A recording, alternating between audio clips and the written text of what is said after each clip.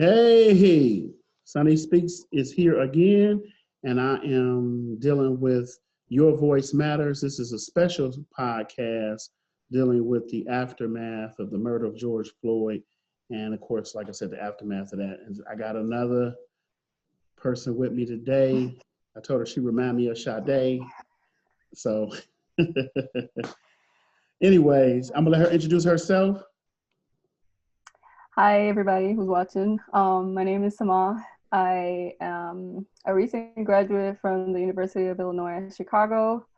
Um, I studied applied psychology.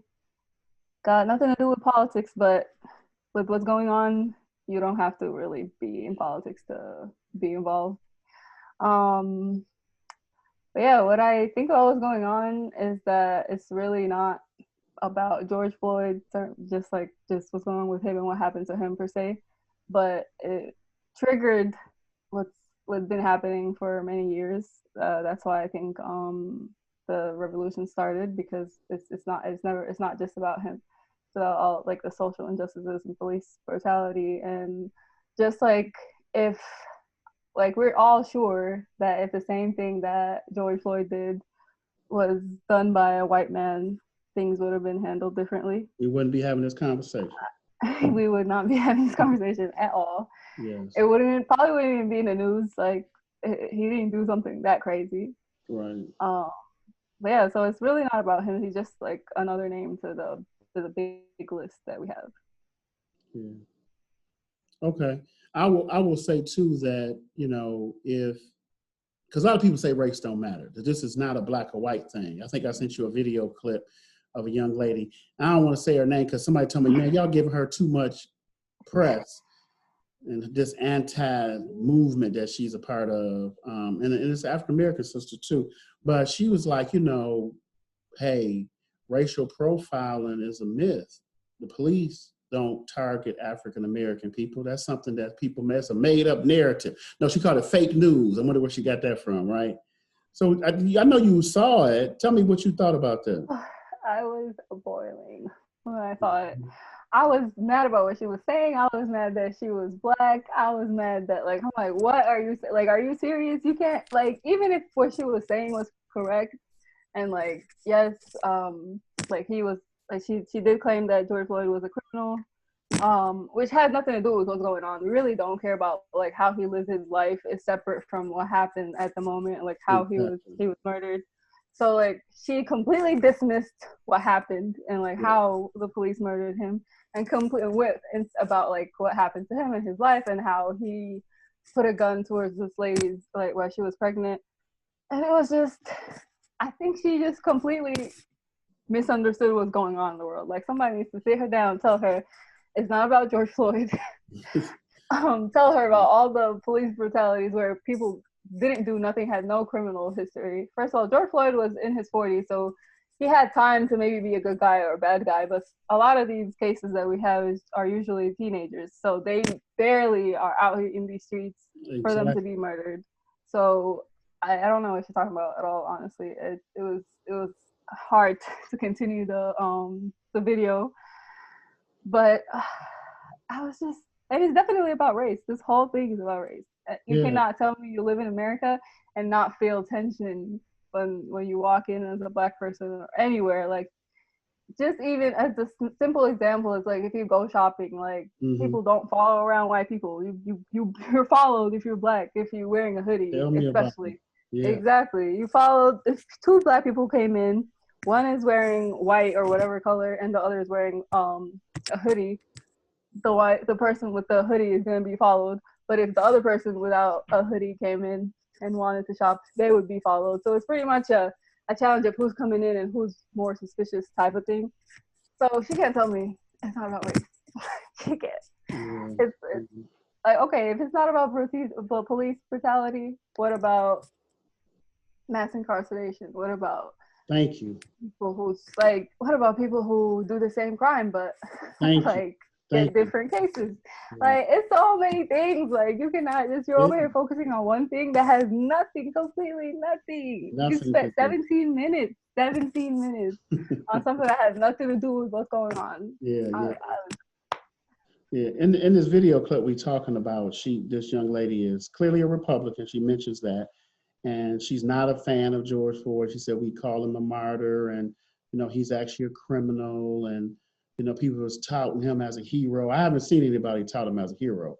You know what I'm saying? Not But really. many of our martyrs are Malcolm X was a criminal, and he a professed criminal who spent time in prison. Which, by the way, in her interview, she also said about George Floyd, he went to jail for failure. So you're just gonna keep paying for the same criminal? I thought it was bad too, but that don't have nothing. I'm like, what do that have to do with what we talking about? We're not saying he shouldn't have to go to jail for something that he did. We're not saying that at all. Like, yeah, everybody, no, punish him. he has the right to go to jail. Yeah. Yeah, then get him off the That's not ground what and we're arrest him. If they would arrest him for that, I think everybody's gonna be like, oh, okay, fine. But to murder him in broad daylight while other people Exactly. stand around watching this, that's inhumane, And she completely disregarded that. Like, she didn't even take 1 minute out of 17 minutes to say that what happened to him, how they killed him, what happened there, how long it took to murder him. Like, she did not. She completely dismissed. Like, I understand if you have another point to bring up to the people that are like blind to it, but if you completely dismiss the fact that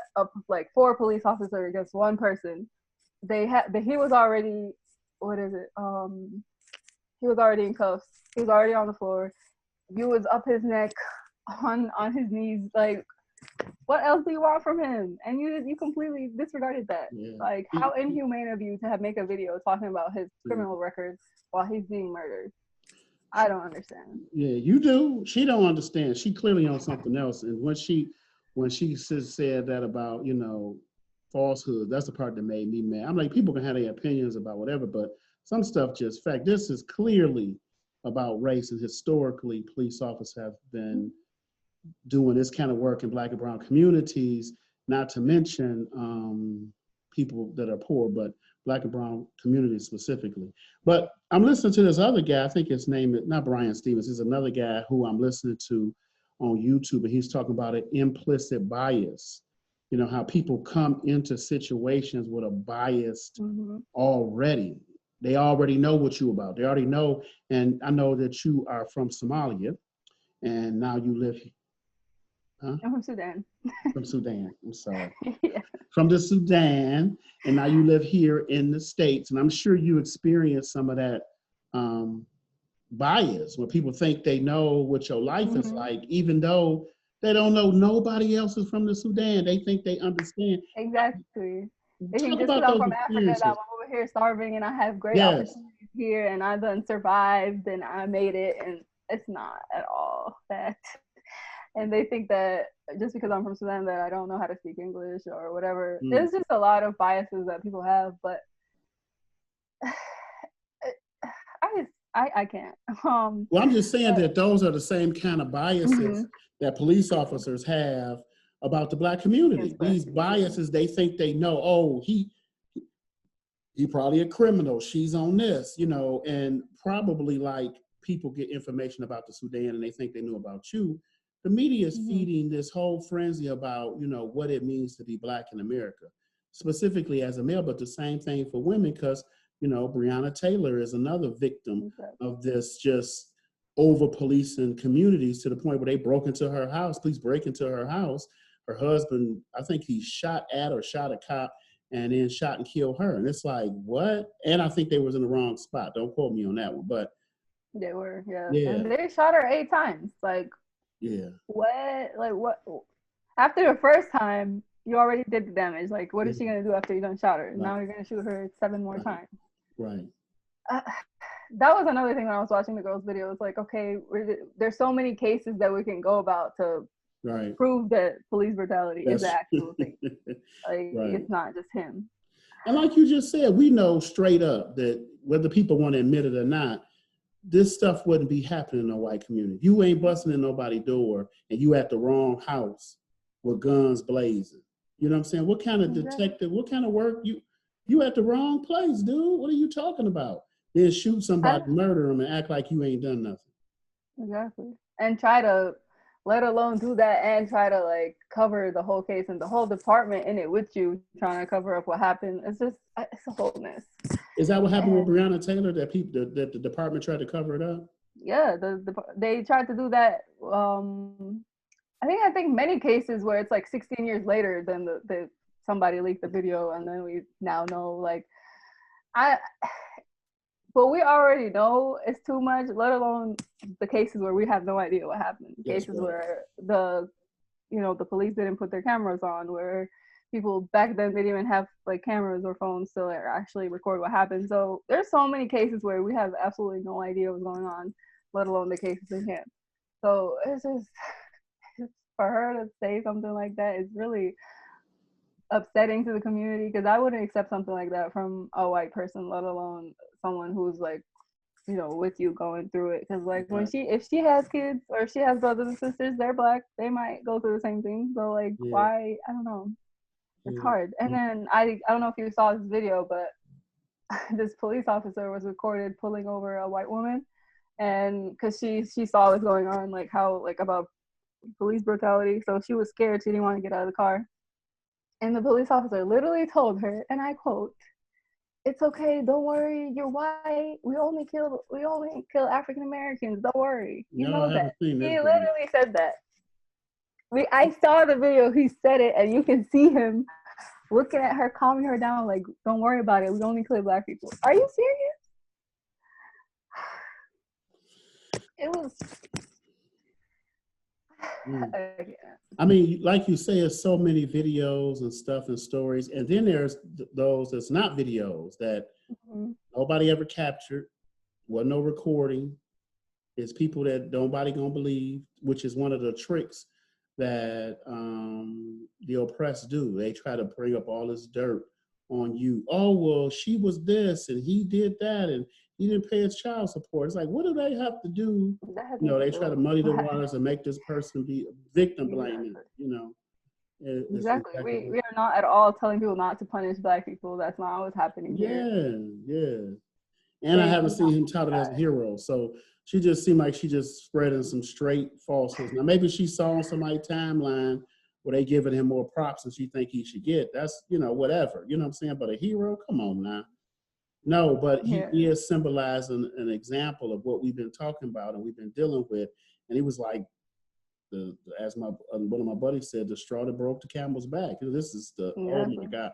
Again, many more of these videos are we gonna watch and endure until we have to do something? And it's not even just him being like an extra name at because of what happened before, but it was literally within 1 month where we heard about Ahmed, and then we heard about him, and then we heard it was like 3 weeks of just 3 people being murdered in front of us. Like, when is this gonna be over with? Like, you're not even giving us space to be able to deal with what just happened.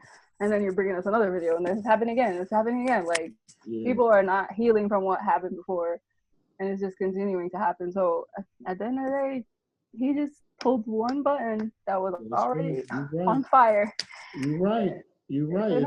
It's just too much. Now I know you have brothers, so I don't know if did you watch that video in its entirety? The George.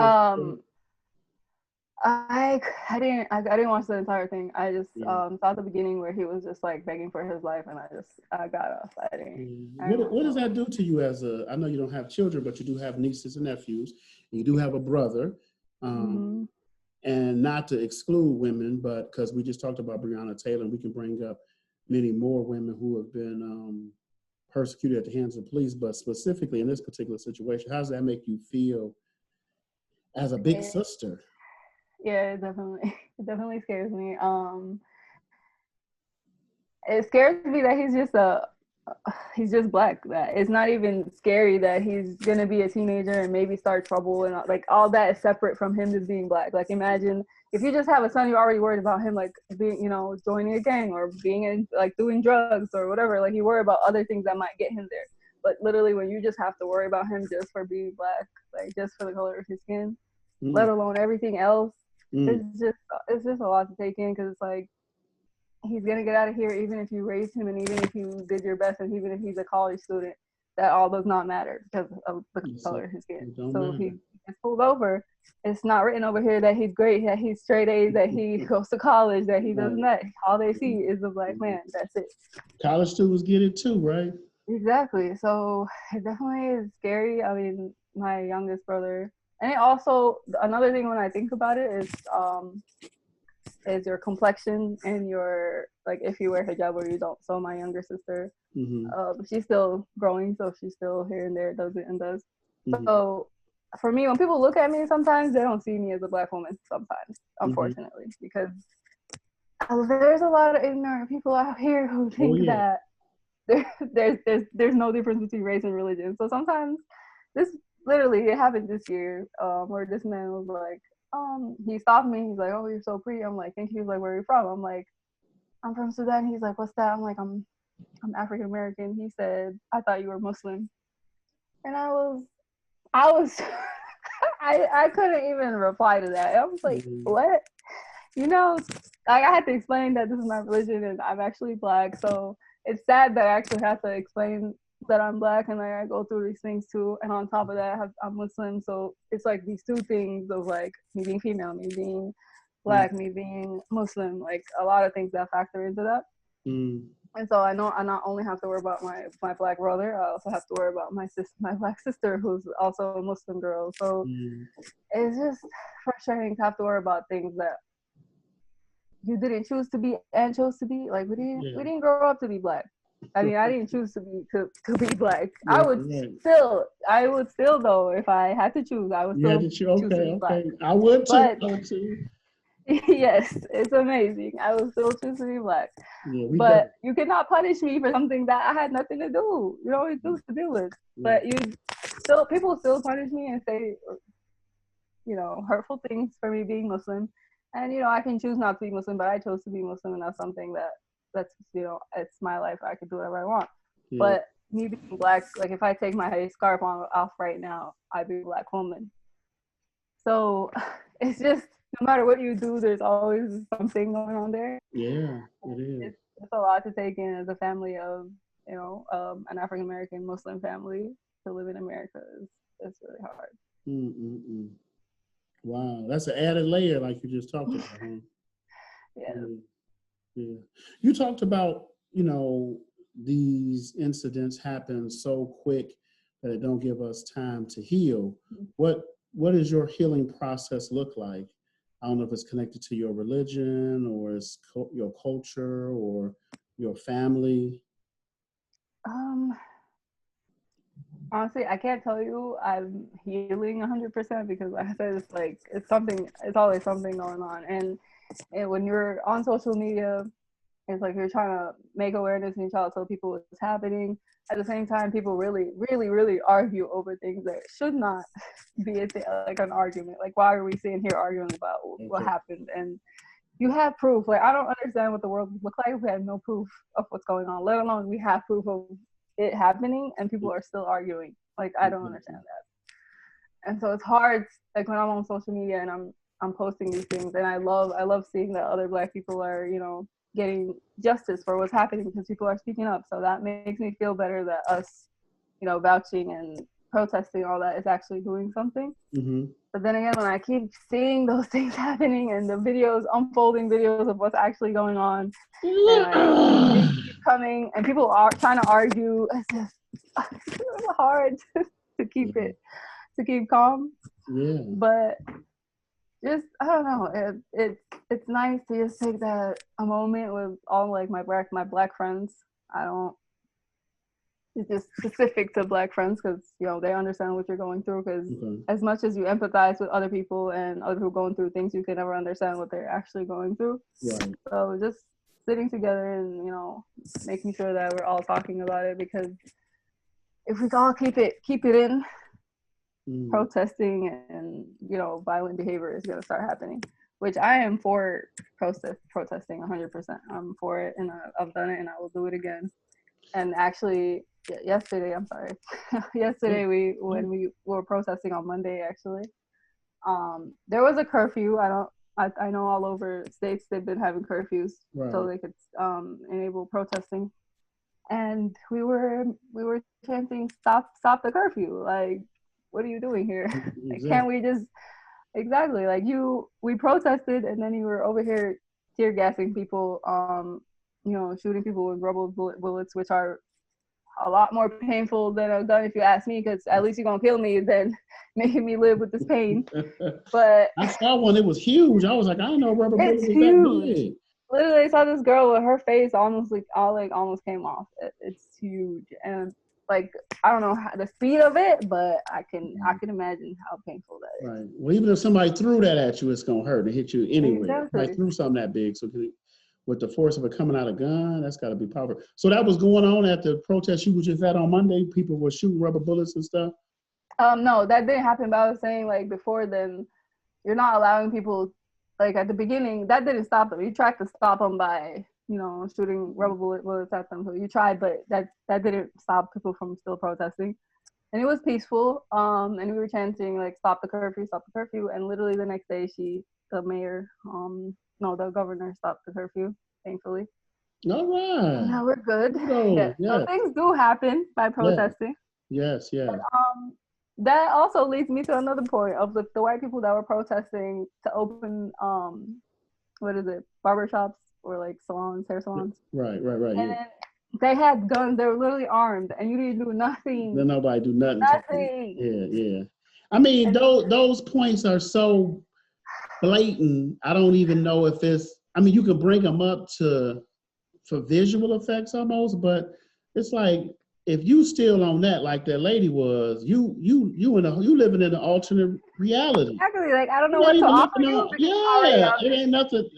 One of my friends was like, I don't even know why people giving her any voice, like posting her, commenting to her, because this is giving her a platform that this girl got to be living in another. It's sad that this is a person that's really representing us on the news. Are you serious? Who approved of this? For you to represent us, their own people have to, You would think so. We got to give you the thumbs up. Exactly. Exactly. Like you can't. I do not want to be represented by you. Thank you. No. Yeah, sit your butt down. Exactly. So I was reading the comments because I was heated. I'm like, nobody gonna tell her anything. I'm looking through the comments. First of all, the comments are like at least 80% white people. Oh yeah. Why do you have a voice in this? I don't understand.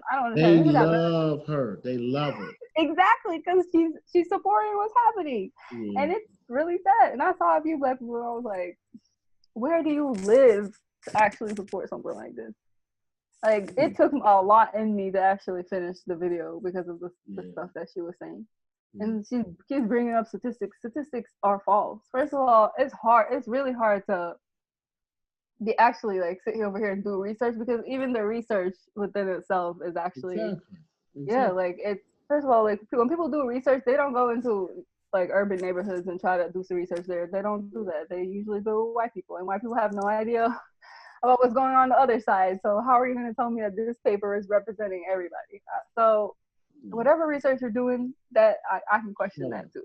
That don't mean nothing. Okay, just because you said the word research, that don't faze me. It's real life over here. Yeah, she had you boiling, didn't she? I can't. I couldn't sleep. I was so mad. Wow. So let me ask you this: you went to the protest. You said on Monday in North Carolina. It was a peaceful protest.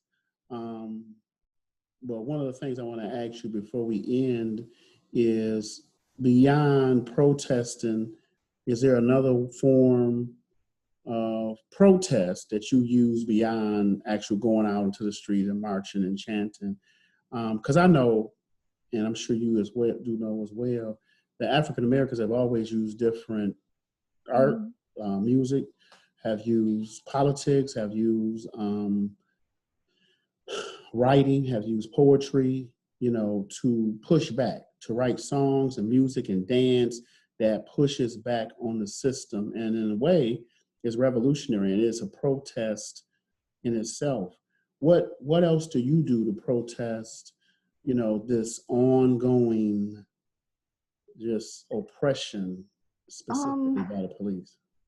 Well, for me, I feel like you have to start within your community to start actually making change, a bigger change than actually happening across the U.S. But I think now, like before I even go shopping or before we do things, like we gotta make sure that we're supporting our own community, like supporting Black businesses, supporting, going to a restaurant that's black owned. So I think doing those like minimal things that we used to not do. So we just go to a Walmart, go to a Pete's, whatever, it didn't matter. But now I think we have to go local and actually support our own people before we start spending money and giving money to the people that are, with this. Right. And that is revolutionary, because if we had our own economical base, then we'll be able to make some, when people got money, they can move things, they can make stuff happen. Change. Yeah, they can make change. But that change also comes from people like you and I who decide to give them our money. So it just don't come out of nowhere. It comes out of people making actual sense. And then you talked about, meeting with your friends and talking and just venting. Can you imagine dealing with this and you was like lived in a white community and you was the only black person at your school? Ooh, I think you would have, I know I would be like, I would just agree with the white people. I'd be like, yeah. Because I would not want to be the odd man out. We are not having this conversation. And if they start having it, no, thank you. Can shut you it on down, You have problems over there in the white community? We can talk about that. You can have all the opinions you want over there because you live in there. You know what's going on. But you cannot tell me what you think is going on over here. What's going on over here got nothing to do with you. Okay. If you're going to come support us, welcome. If you're not, stay over there. That's it. Keep doing your thing. That's all I have to say. I like that in you. I like that. So you got a little revolution in your ear, and you going to tell people to shut up, and you out there. I used to, at the beginning when it was happening, I used to have like a little arguments over here, here and there, trying to like tell them what's going on. But I reached a point where it's like, it's all right here. And if you see it, you look at this video and you're still questioning what's going on. And you still want to say it's not about race. Yeah. I really got nothing to offer you because you already see it and you still agree with them. So you already chose your side, and I'm not going to sit here giving you this energy. This energy belongs to the revolution. This does not belong to arguing with somebody who disagrees with what's going on. One of the things my friend helped me realize is that, one of the things that I don't want to spend my energy or my time on is convincing anybody, specifically people who are against us, white people who have not, don't want to hear nothing we're saying, that I'm a human being. You know what I'm saying? Don't shoot me. I'm gonna cry. Oh, I bleed too. If you a grown person and you don't know that, that's something you gotta work. Exactly. When we were writing signs for the protest, I literally wrote. I couldn't bring quotes like MLK quotes and do all that. I'm like, I really wrote. I can't believe I have to tell you like Black Lives Matter. I just can't believe that I have to sit here and tell you somebody else's life matters while you're sitting there. All the money in the world, all the support in the world, and you can't look down upon just in that. Like even like when we look at things outside of ourselves. So let's say it's because I'm Black, it's why I'm in my feelings or whatever. Let's say that's the bias that I have because it's my own people. But like when you look at other people at war, do you not empathize that these people at war? Do you not look at those kids and empathize that they have to go through war and they don't got schools? That's right. So why can't you look at us like that? Why can't you look at us as people who are disadvantaged, who have so many injustices in the world, and you know that, you can see it. I know you know that. So, I don't know. Just recently, speaking of continue to happen, there was a 75-year-old white man, and a police officer pushed him down. I don't know if you saw that video, and I was like, I didn't say like, oh, that guy, he probably stole some library books when he was in his teenage, I'm like, that is wrong. That infuriates me. I'm like, how dare him? And then when another cop tried to reach and help him up, another cop stopped him. I'm like, really? They gonna knock that old man down? Head was bleeding, and just keep marching around him like he is nothing. And I'm like, you wait, you don't what? That's wrong. He was a white man, right? Huh? He was white.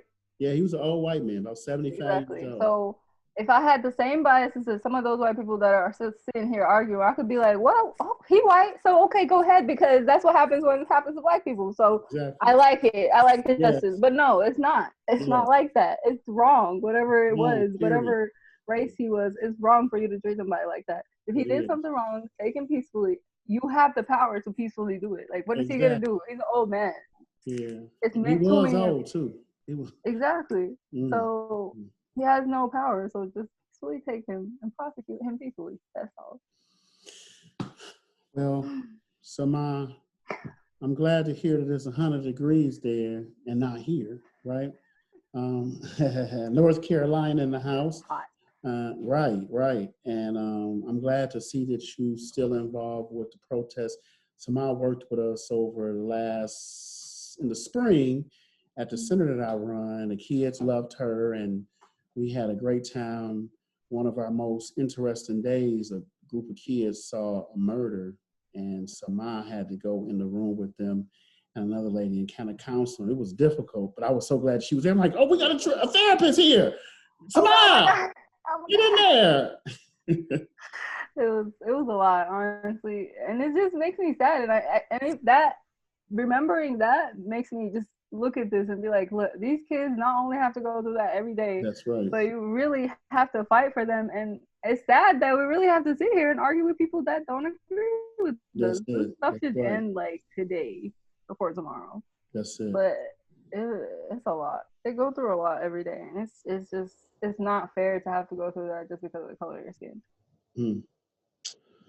You are right. Any closing words you wanna?